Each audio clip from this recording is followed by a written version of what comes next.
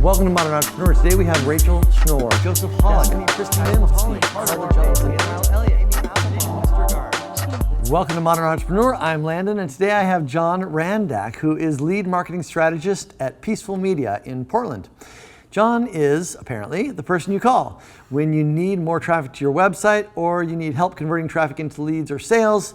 And in fact, he has been called by folks like Brendan Burchard, Sonia Choquette, Jeff Walker, Mary Morrissey, Dr. Mark Hyman, and many, many others. So apparently he knows what he's talking about. Thank you so much for being here. Of course, thank you. Awesome. So tell me what it is that you guys do at Peaceful Media. It sounds like an agency, but just give us the high level situation. So Peaceful Media is a full service marketing agency. We do, of course, we can redo your website, web development, front end, back end, all that kind of stuff. But we also are a full service marketing agency. So if you need more traffic to your site, if you're looking to convert that traffic into leads or sales, or you're doing events or launches or that kind of stuff, we can help you with that. We do copywriting, project management. I mean, really what I like to tell people when they meet us is anything you don't want to do for your business that happens online in the digital space, we can do that for you. Very interesting. Cool. So, and you've been doing this for? We have been around since 2008. 2008. So, very interesting. 10 years about. 10 years. Yeah. Cool. And so tell me about the challenge of dealing with these sort of high profile clients. We have a lot of folks on here who run agencies. Sure. Which is effectively consulting. These are people that are, whenever you hire a consultant, you're expecting results, right?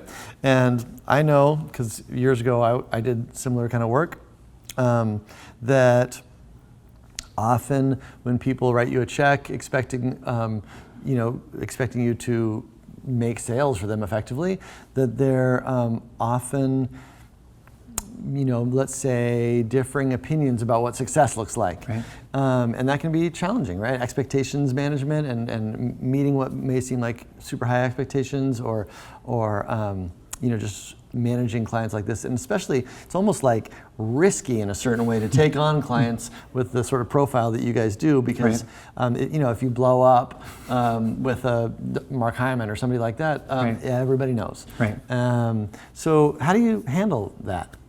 Well, I guess I'll start by saying that managing expectations at the front is really important. You know what I mean? And if someone comes to us who is on a smaller scale right now than someone like Sonia or Brendan, and they say, we want to be like them in 1 year, we have to manage that. And then we will basically talk them through the process through which they got to that place. You know what I mean? I mean, you don't go from having 1,000 people on your email list to 100,000 in 6 months or something like that. And a lot of people believe that's possible, and they come in believing that that's possible. So we do need to manage those expectations. You know what I mean? For people who are already at that level and come in and want something of a similar level, we haven't had, I would say, a lot of stuff go wrong, fortunately, you know what I mean, for us. And there are things that have gone a different way than we thought they were going to in product launches or something like that. And it is our job to sort of say, okay, this is what we thought was going to happen, this is what happened, and we try and be as honest as we can, you know what I mean? And we try and just brace people at the beginning for what could and could not happen in a launch. Look, we do more launches than you guys by far, right? Yeah. Because we run thousands of customers launches and stuff, and so we see it all the time. Sometimes launches go exactly the way people want them to do, and most of the time they don't. Right. And that's the reality. So you guys are pretty successful preparing people for that.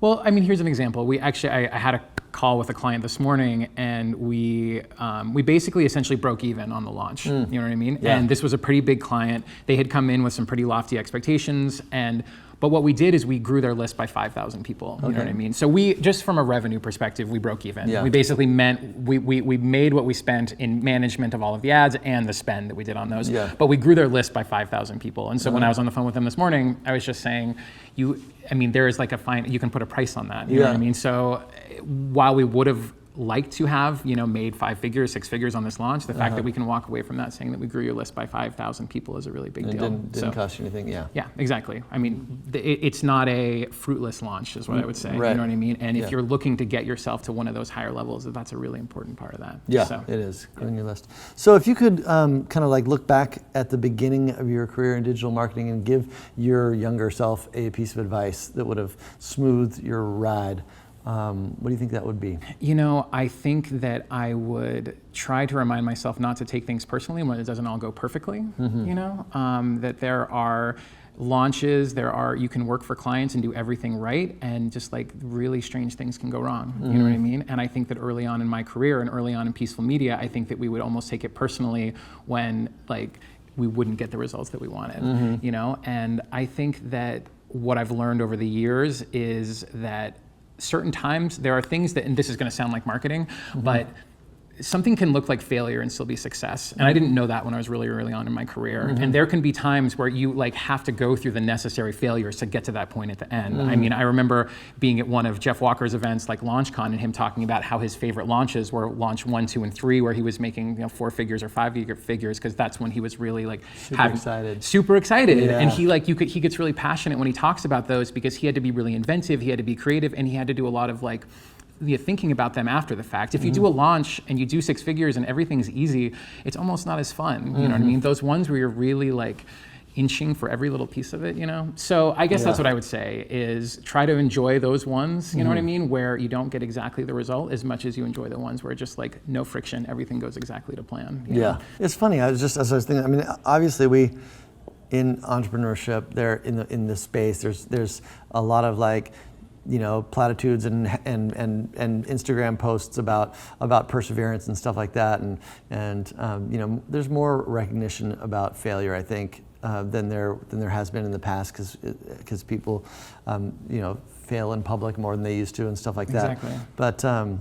But it is fun. For some reason, as you're speaking about it, I was just thinking about, I don't really watch baseball, but I think that even the very best you know, hitters in baseball, you know, hit a few home runs in a season, right? Right. And that's after years and years and years of practice, and yet people, you know, figure somehow that they're gonna come out and crack a 6-figure launch in you know, early on in their career. It does seem like there's a disconnect there sometimes.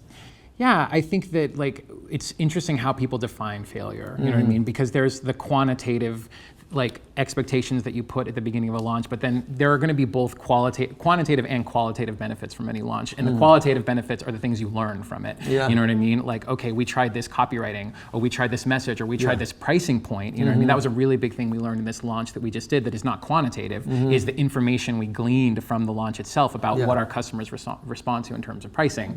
So if I say, well, if I only use quantitative metrics for success and failure, you know what I mean? We're totally missing the point, you know? And I don't do that to sweet talk the client. I really do believe that, you know what I mean? I really do believe that you learn so much from each of these launches that you do. You just have to know where to look, and you have to be smart about it. So.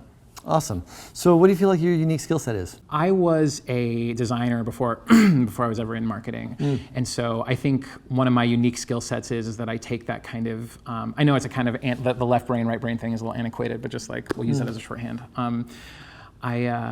I think I take that right-brained kind of approach into marketing. I did design. I was that guy when I was in high school. I was designing album covers and band t-shirts and that kind of stuff. I went to university for design, and I was working on design, doing a little bit UX, UI before I kind of fell into marketing. And so I think as a a marketing strategist, I have that background, and so I really enjoy both sides of that. You know what I mean? I like working with creative directors and the design people and the copywriters and all the ways that, like, if you're doing a launch, those things come together. So I don't know if I'll say I'm a jack of all trades, master of none kind of thing, but I definitely, with that background in design, now doing more left brain kind of marketing work. You know what I mean? Analytics work stuff.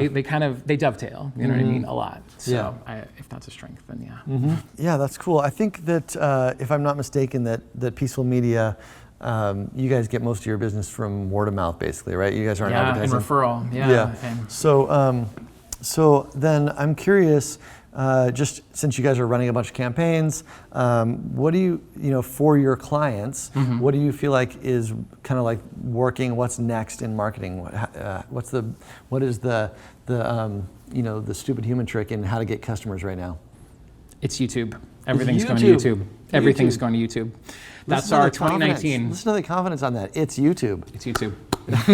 Okay. I mean, it is, we've been using Facebook for years and years, Instagram. Same here. And cost per impressions, as you know, are just skyrocketing. What cost you $10 per impression 5 years ago costs you 20 now, and we can't get the cost per lead we used to get. We can't get the cost per sale. We're trying to be smarter about our audiences we go after. We're trying to fine tune all of what we can control. We're trying to fine tune that. But with cost per impressions, Mark Zuckerberg had his midlife crisis or whatever he had, you know what I mean? And I just feel like everything has changed in the Facebook front since then. So where is their real estate? Where is their inexpensive real estate for online marketing? It's all on YouTube right now. So we are spending so much time and energy right now trying to find a way to get inexpensive leads on YouTube. And so we're hiring video people. We're just taking it really seriously, because there's so much real estate that's going left unsold on YouTube. Last I heard, 30% of the YouTube real estate for online ads doesn't even get sold, which is, for me, I don't know this, but I think that's why it continues to be so inexpensive to do in-stream videos, display videos, that kind of stuff. And it's working. It's working. It's not just impressions, it's actually sales.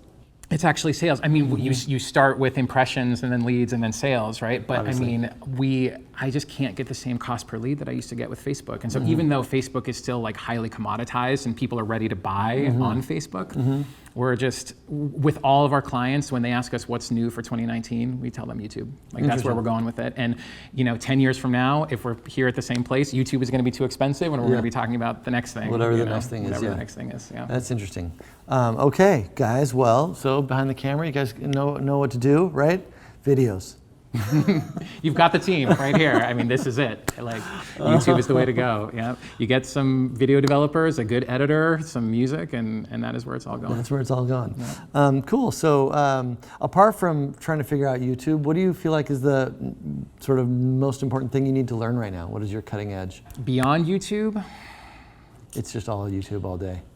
That is what I am really focused on right now. When I'm not like reading books on marketing, I am studying best practices for YouTube right now. I am trying to find ways, like the little ways in which you can get those little links over there, or there's some really cool stuff that's happening with YouTube right now where you can kind of choose your own adventures with 3 little blocks at the bottom and you can skip to different places in the videos. It's really cool stuff. And so I want to be an expert on YouTube, because I feel like it's going to serve me really well in the coming years. But beyond that, for me personally, I try to learn like 2 or 3 new big platforms a year. You know what I mean? And so like last year it was Kajabi. Like I learned Kajabi inside and out. The year before that it was Ontraport and Infusionsoft. And I don't really have like a big one that I'm working on right now, I guess, but I probably should be.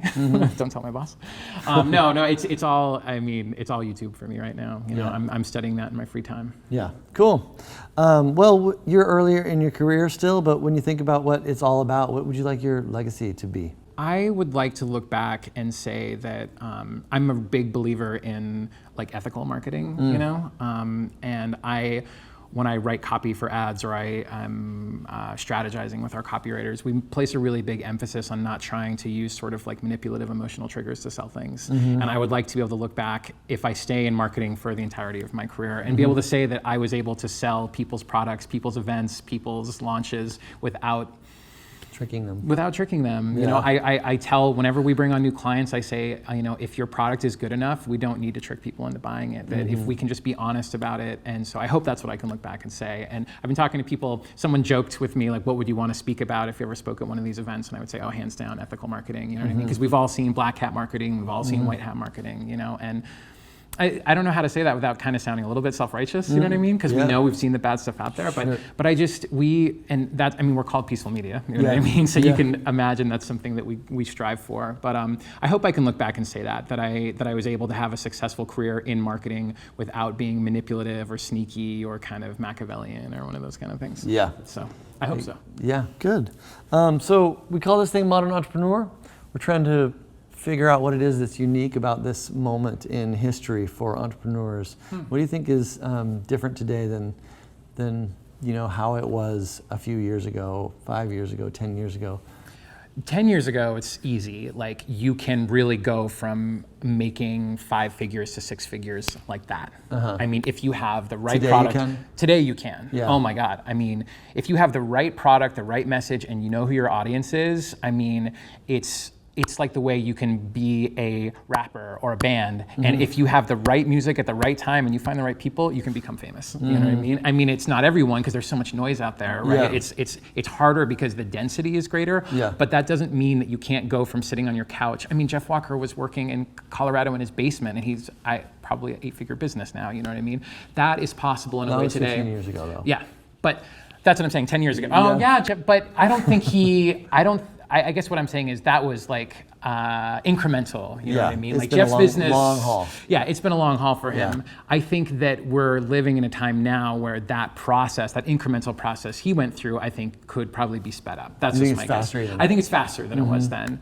How do you break through, though? Because it is denser, as you say. What is the thing that separates the masses that aren't going to break through to the few that become rocket ships? I would say one, you have to be providing. Okay, there's two things. One, I think you have to be unique, and you have to be able to articulate the ways in which you're unique. You know what I mean? There's a little bit of being at the right place at the right time too. But I think that if you were to ask me what separates your clients that just really rise quickly from those who kind of stay stagnant, it's that they are. There's just something.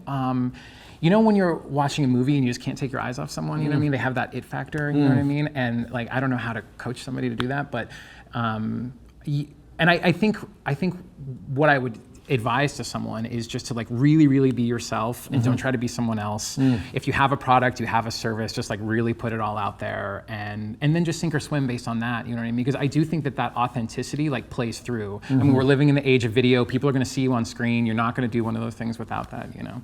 Yeah. And just hope that will resonate with people. Yeah. You know, that your question was like, how do you cut through that high density? You know what I mean? I think you really try hard to be yourself and hope that you can find those people, because I think everyone has something to teach someone. Yeah. You know, I don't know if that's what you're going for. But, yeah, that's great. Yeah. Awesome, John. Appreciate your time so much. Of course, thank you for so being much. on us. Would you do us the honor of signing our wall? I would love to. Awesome. Thank you.